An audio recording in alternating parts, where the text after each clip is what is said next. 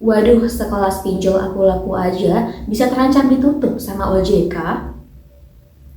Assalamualaikum warahmatullahi wabarakatuh. Halo teman-teman, selamat datang di channel Sister Pinjol.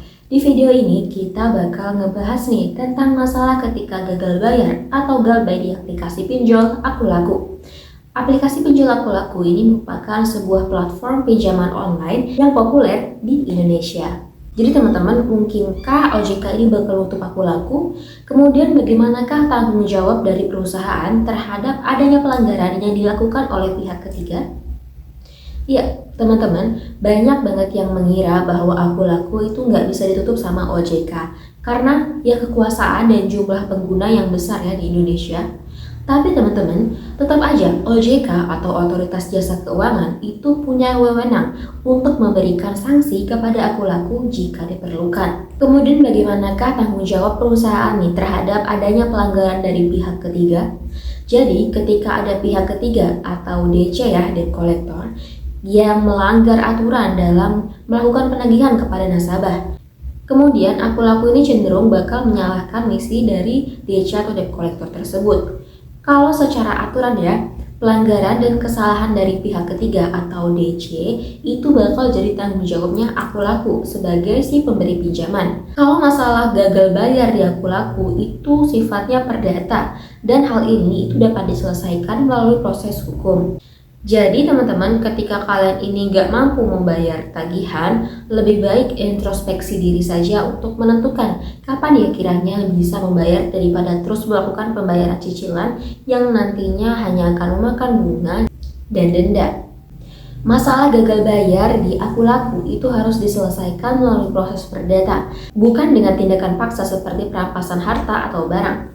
Kemudian persidangan itu diperlukan untuk menyita barang-barang yang mungkin dianggap sebagai aset nih oleh pihak Aku Laku.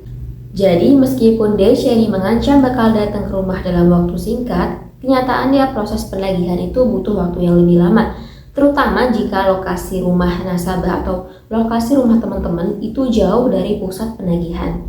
Jadi buat teman-teman, gak ada alasan buat takut nih terkait gagal bayar atau galbay karena proses hukum itu harus diikuti sebelum adanya tindakan penyitaan barang.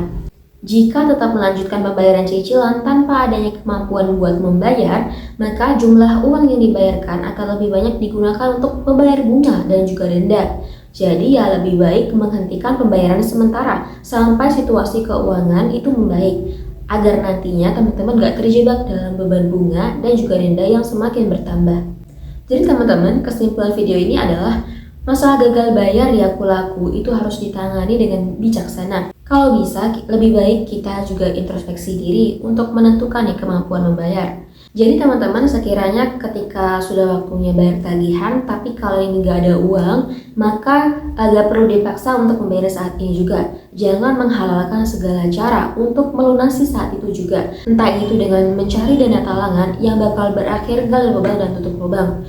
Lebih baik ya kalian galbaikan aja dulu, kemudian kalian fokus untuk menabung dan jangan sampai bertindak gegabah dengan mencari dana talangan.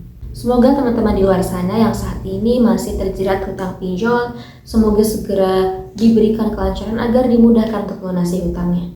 Oke, sekian dulu untuk video kali ini. Mohon maaf apabila ada salah kata. Wassalamualaikum warahmatullahi wabarakatuh. Terima kasih, sampai jumpa di video selanjutnya.